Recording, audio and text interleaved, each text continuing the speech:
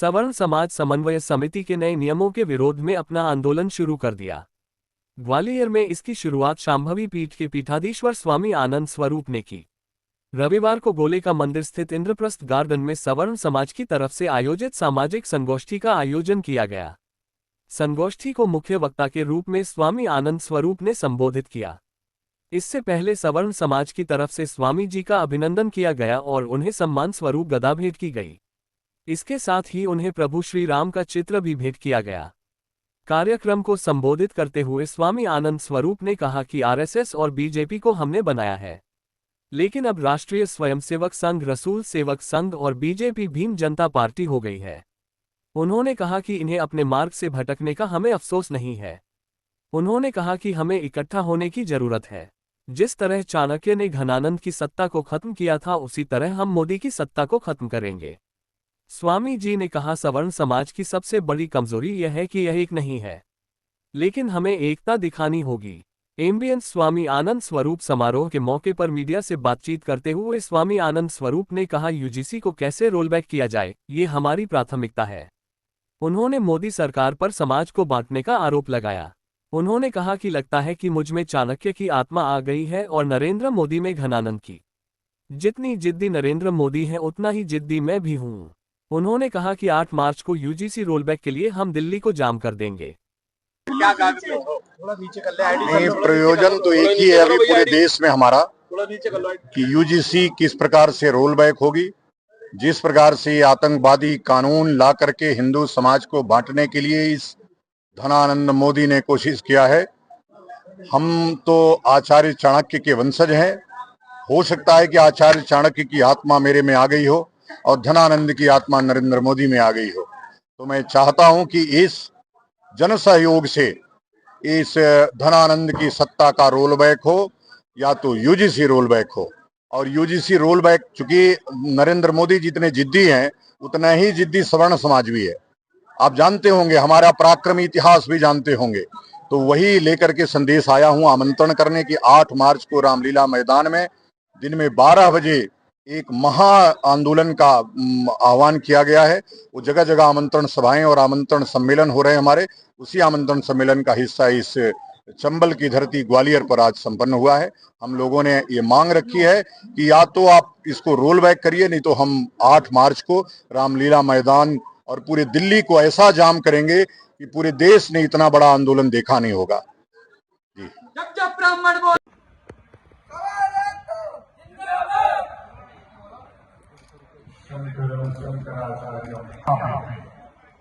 मुझे बहुत अच्छा लग रहा है कि कम से कम कई लोग ऐसे हैं जो बगावत पे उतर आए। भारतीय जनता पार्टी को हमने बनाया, आरएसएस को हमने बनाया, लेकिन आज परिस्थितियां बदल गई हैं। आरएसएस रसूल सेवक संघ हो गया और भाजपा अभी भीम जनता पार्टी हो गई। मुझे इनके विचलित होने या मार्ग से भटकने का कोई अफसोस नहीं है। देखो, एक घर गिरेगा तभी दूसरा घर तैयार होगा। और आज ये यूजीसी, देखो ऐसा नहीं कि अभी भाजपा ने पहली बार कोई अटैक किया है।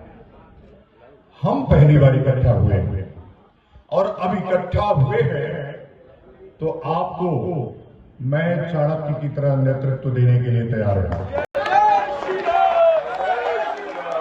और जिस प्रकार से चाणक्य ने उस धनानंद की सत्ता का समूल नाश किया था, इस मोदी रूपी धनानंद का समूल नाश हमारे द्वारा होगा, आप सबके सहयोग से।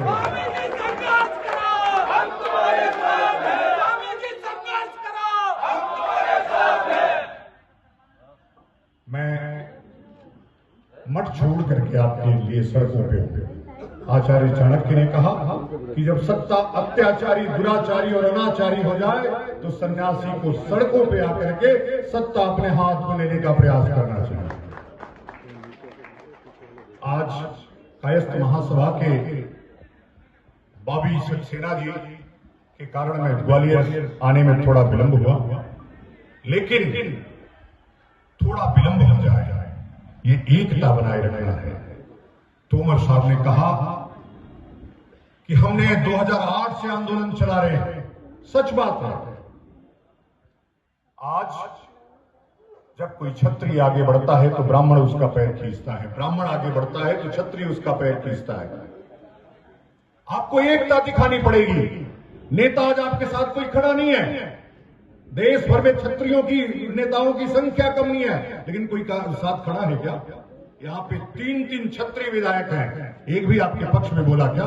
2-2 पूर्व विधायक हैं ब्राह्मण, एक भी आपके पक्ष में बोला क्या? एक भी नहीं बोला।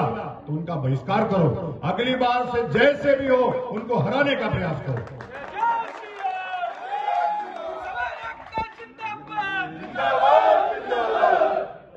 अगर सवर्णों की जरूरत तुमको नहीं है तो तुम्हारी जरूरत हमको भी नहीं है।